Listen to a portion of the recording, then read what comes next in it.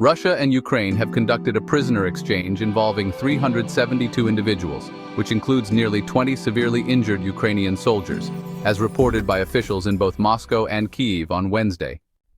President Vladimir Putin announced the exchange on Tuesday evening, stating that each side would release 175 prisoners of war.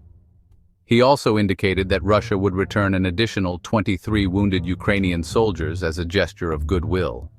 On Wednesday, Russia's defense ministry confirmed the release of 22 wounded Ukrainian soldiers but did not clarify why this number was one less than the figure promised by the Kremlin the previous day.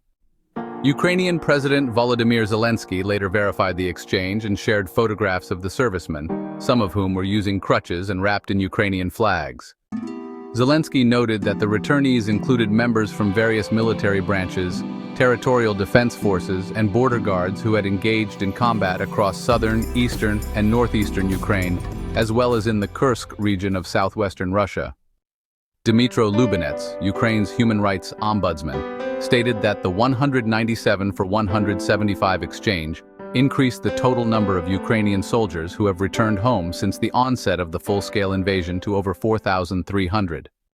Russia's military acknowledged the role of the United Arab Emirates in mediating this latest exchange, as the UAE has facilitated previous prisoner swaps between Russia and Ukraine since the conflict began in 2022.